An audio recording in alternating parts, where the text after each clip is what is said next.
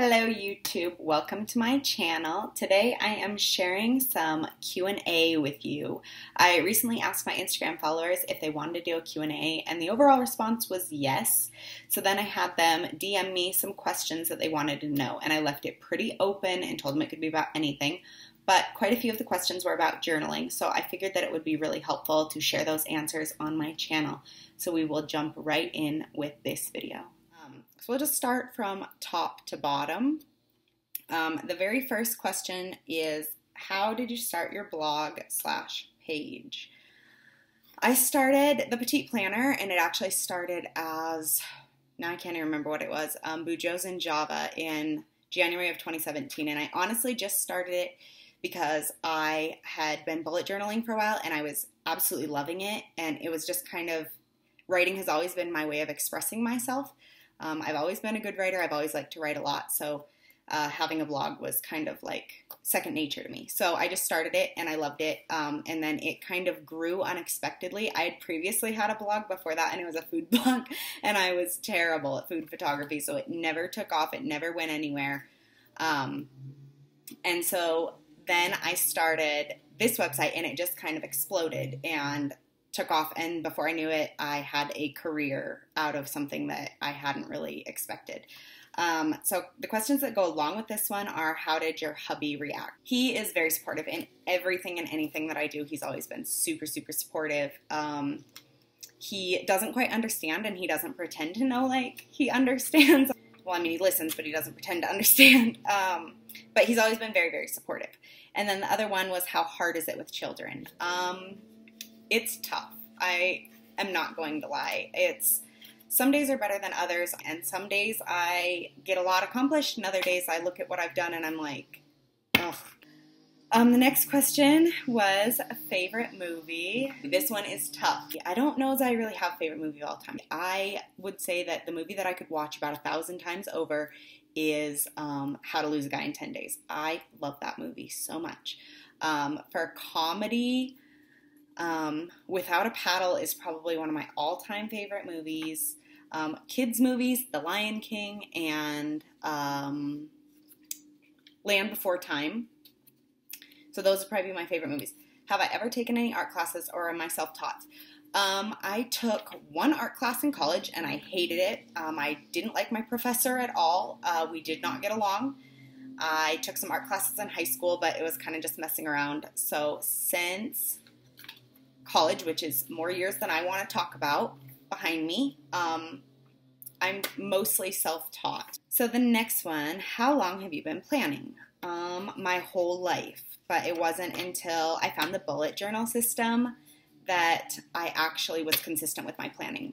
And that's when I started being consistent, because it allowed me the flexibility and that creativity, and kind of gave me a reason to want to open my planner other than just to write down tasks, because that was like dreadful to me. I opened a planner and I would be excited about it for a week, and then I would put it down because I'd be like, I don't really care to write down what I have to do, and then I wouldn't do it, and then it was pointless. So until I found the bullet journal system, I was not consistent. So consistently planning, 2.5 years. Planning my whole life. All right. Next question is not planning related. It's, what makeup do you use? My favorites that I use every single day are, I use Maybelline Fit Me liquid foundation. I use Tarte Shape Tape concealer. I use Anastasia Beverly Hills Dip Brow Pomade. And then I use Lily lashes, because I don't have much for lashes.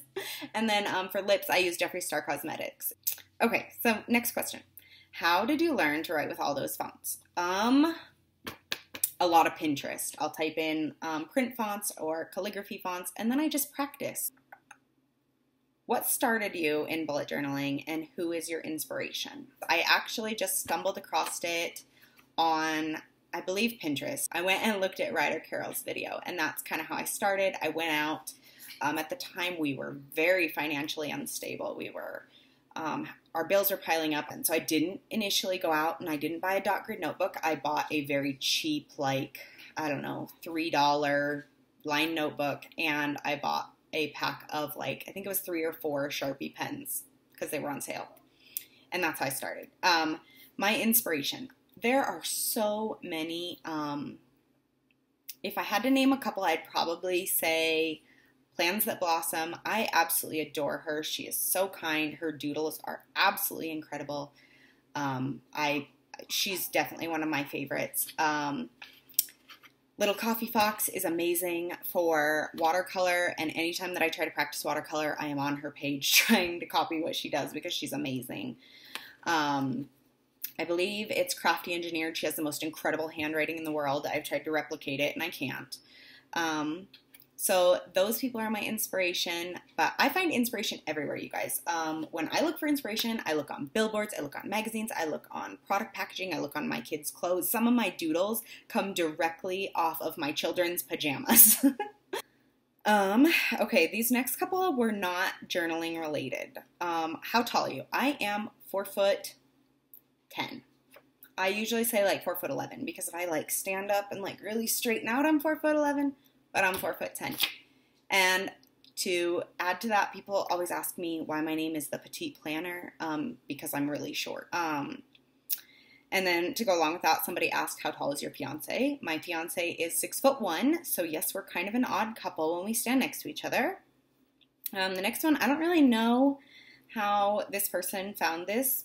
Maybe I've posted it. I don't know. But somebody said, how did you lose weight? I was quite overweight for my height, so I just said I'm 4'11". And at the time I weighed 160 pounds. And that just came from like having kids and then, well, especially my firstborn, I guess, having a daughter. And I stopped working at that time and I sat at home and I drank a lot of soda and I drank a lot of coffee with creamer and I ate a lot of junk food. And I didn't move a lot, so that explains the weight gain. From there, how I lost weight, the very first thing I ever did was I bought a Jillian Michaels workout video. Again, we were really broke at the time. We didn't have any money, so there was no way I was going to a gym. I didn't really have any equipment. I couldn't afford any like online classes, so I just bought this $10 Jillian Michaels workout. It was called 30-Day Shred. I committed to it. And I tracked my calories. And then after I was done with that, I started with this website called Fitness Blender. I still use them to this day. I use their workouts. They are incredible. And I've just kind of created some of my own. And how I've just managed to like keep the weight off is I still watch my calories, but I really just try to eat intuitively. I eat when I'm hungry and I try to eat really fresh food. So I eat a lot of fruit, I eat a lot of vegetables, and I eat a lot of dairy, which I probably shouldn't do, but I love dairy and it's a big source of my protein. Where do you find the inspiration and motivation? A lot of my inspiration comes from other people that I follow on Instagram, things I see on Pinterest, but I kind of just draw it from all around me. Like, I like to keep my mind open to where I'm always saying, like, how can I be inspired by this? Or like, I look at things and instead of just seeing them, I really try to observe them and see them. How far ahead do I plan? Just 1 week or the whole month? I typically plan actually like day by, so I set up a monthly plan. And then in my monthly log, I will write out any big events I have. I also plan a lot of my blogging content about a month in advance.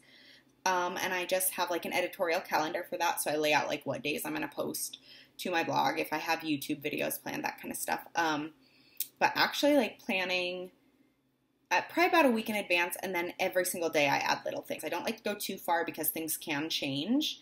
Unless they're major events. The next one has to do with Instagram, and some of you guys really may be interested in this. It says, what do you do to edit your photos? First off, I use a big white sheet of paper that is like big. I got it at Walmart. They come in like a pack of 10 for like $4. So every time it gets a little bit dirty, I just change it out and get a new one. And I lay it down on my desk, and I just recently bought a big Diva ring light so that all my lighting would be a lot better. But for the most part, before that, I would just lay this piece of paper down in front of a window during about midday hours, and I would take my photo on that white background, and then I pull my photo into Lightroom. So Lightroom's a free app, and then I use the color picker tool to pick the white background, because usually it's kind of got a yellow hue to it. So I pick that, and then it automatically adjusts it to a cooler tone, and then I usually increase the brightness and increase the contrast, and I just kind of play around with it. But that's how I edit my photos. It's really simple. I don't do a whole bunch of crazy stuff. I do everything on my phone. I take my pictures on my phone, which is an iPhone 7 Plus. Do I have any advice Do's and don'ts for beginners. Oh my gosh, yes, I do. The current state of social media, it can be very easy to get wrapped up in this game of like, who's better, whose looks better, I'm not good enough. I always tell people, if you're just starting out, you cannot compare your chapter 1 to somebody else's chapter 15. You have no idea how long it took them to get to where they are. And the only way to get better is to keep trying. If you keep letting yourself like get sucked into that loop of like, I try just a little and then, oh, I can't do this, like I'm not good enough, you're not going to get better because you're not practicing. My other piece of advice, like don't buy everything that every blogger tells you need. So my piece of advice is buy a pen or find a pen that you have at home, even better, and use it and use your journal and just start from there, and then slowly build up with things that you really think that you might enjoy. Now, I have this huge thing of pens, and out of this giant thing of pens, I use like 20. And so I probably have hundreds of dollars sitting there that I don't even use. So I would also tell you, don't do that. How do I do brush lettering? I have learned a lot through practicing myself, and then I got the chance to take some courses from Jillian and Jordan over at Lovely Loops, and their classes were amazing.